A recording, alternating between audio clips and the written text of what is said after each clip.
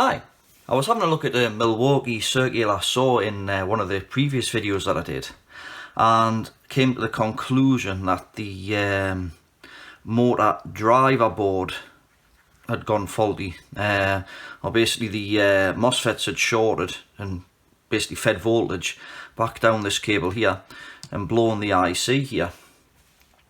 Now, one of the viewers, Scott, who I've bought stuff off eBay in the past, kindly sent me these, which he's not sure if they work or not, but he says, well look, I'll send you two of these boards that I had of old circular saws that had basically been broken. So he says, I'll send you those and you can try them and see if they're any good. So that was jolly decent of you. So he sent us these in the post. So what we're going to do, we're going to transfer one of these onto the board that I've previously replaced the MOSFETs on. And I think one of three things is going to happen. Either nothing, as it does previously, we'll end up with a load of failed MOSFETs, or it'll work. So one of three outcomes possibly on the horizon. So yeah, so I think we'll crack on with it. Right, so what I'm going to do first, I'm going to remove the ribbon cable, and I'll wire this switch up the same way as this one, once I find a suitable screwdriver. Right, so the red wire can stay on the white wire taken off, and the white wire taken off here.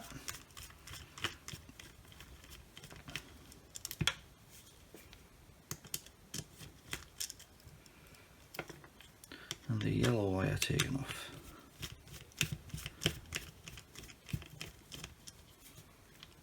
Now, when you buy these units from Milwaukee, you don't just get that part. You've actually got to buy the whole motor assembly and the driver part of the module as well. They don't actually sell them in separate parts, which is a bit of a shame. So we'll attach this white wire back onto the switch.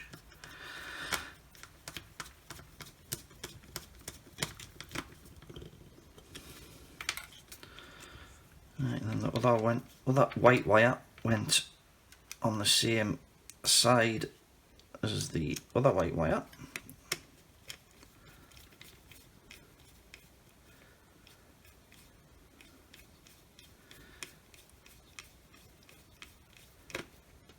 Let's check that none of these are going to end up entangled like we have. So I'll disconnect that white wire and put it through those ones, just so it's not in the way.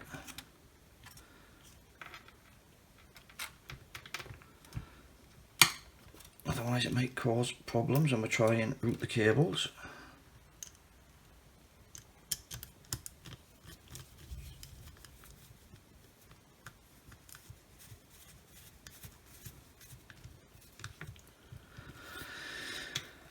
Right, we'll try the put the yellow wire back on.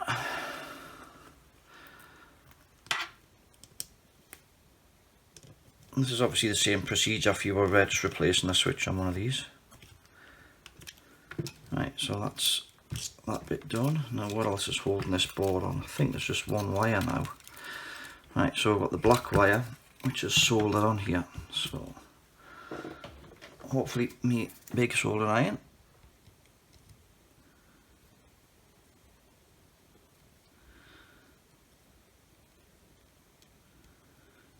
So we'll disconnect the black wire from the motor assembly here.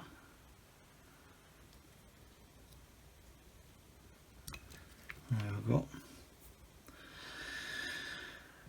I'll give it a clean up with a bit wick.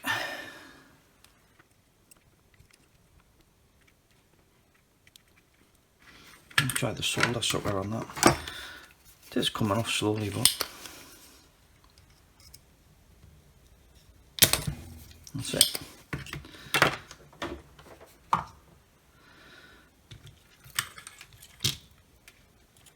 Right, so the ribbon cable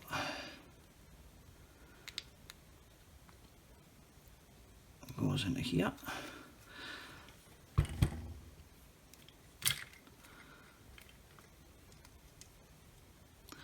might have to flatten that with some pliers if I can find some. Right, got some pliers here.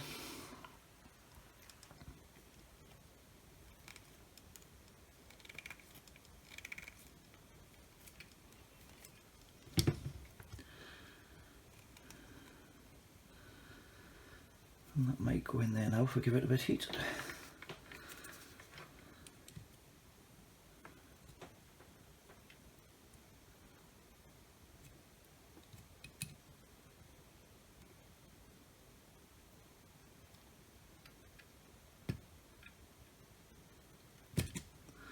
Right, we'll solder that in place.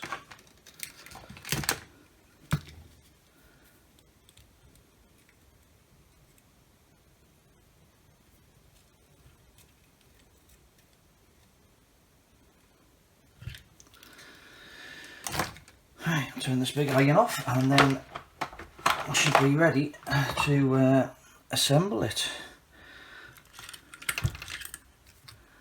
I wonder if it's worth putting a little bit Gorilla Glue or something just on this ribbon cable here just to keep it from vibrating loose. That's providing the thing works, but we'll see.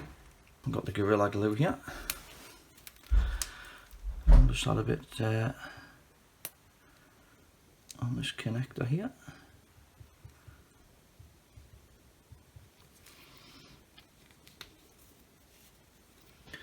I think we'll tidy up. One of the things I've noticed as well is the modules that Scott sent, they've actually got quite a hard epoxy on them, whereas the original module I managed to scrape all the this was more like a silicone potting compound rather than like a hard epoxy. So well, that's the new or the replacement module fitted. Right, I'll get the chassis of the thing up here now.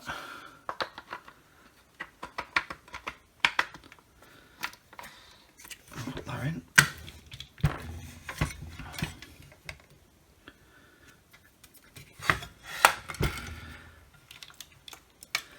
Right, so I'll slide this over here.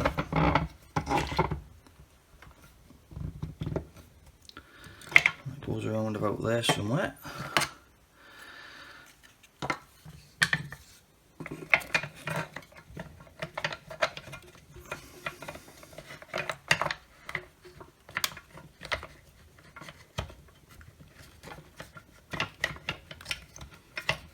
Get the motor housing back together.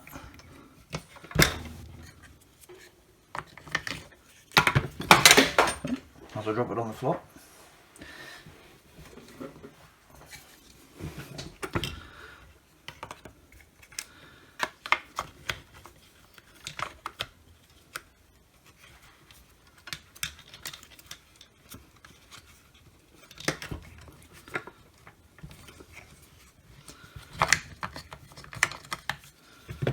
Right, so I want this sitting properly.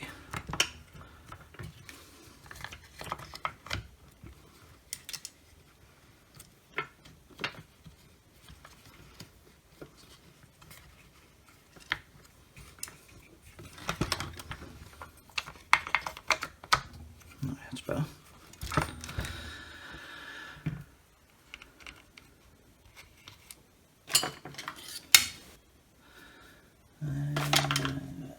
Smaller torques, that one, yes.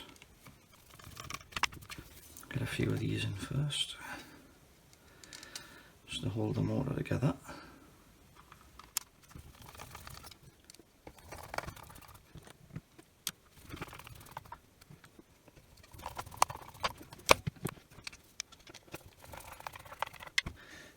And there was 4 bigger screws to hold the motor in. One of them has a earth lead going under it.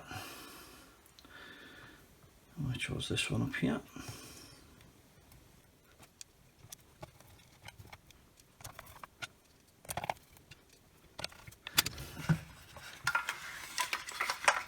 Right, before we go any further, I think we'll give it a test at that, because it seems pretty pointless putting it all back together and then finding out it doesn't work again like the last time.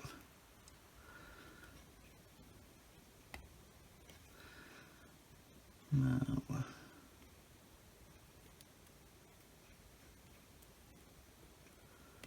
Right, that's that together. And I'll just grab a battery.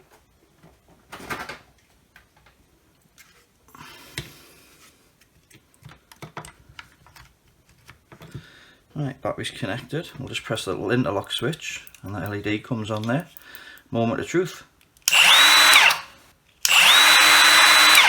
Yes! I think that seems to be working.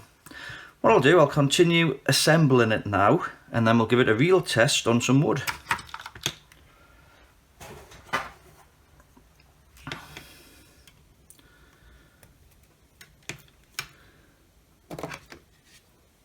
Right, here's the outer case. Now all these wires and the ribbon cable got to go through here.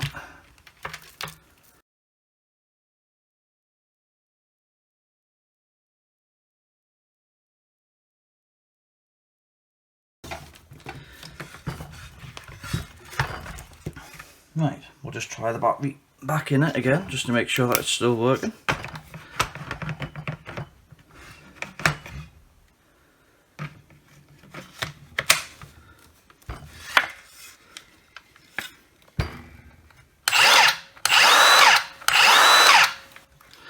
Right, I think we'll get a blade on it and we'll see if it cuts wood. So I've had to buy a blade for this one because my other circular saw is 190mm and this one's only 165. So put a new blade in and we'll give it a go, see if it works properly now.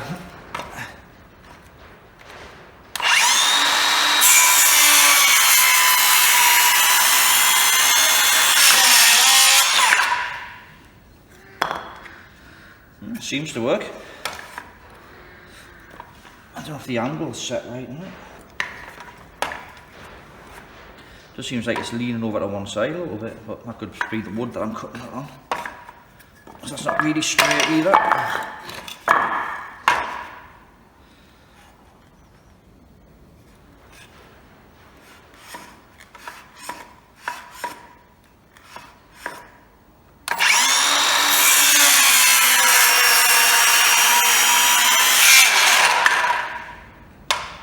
Well, it seems to cut. Well, so there we have it, one Milwaukee saw, all working again. If you like this video, please give it a thumbs up. If you want to see more like it, please subscribe. Any comments or questions, please leave them in the comment section below. And as always, have a great day. Thanks for watching.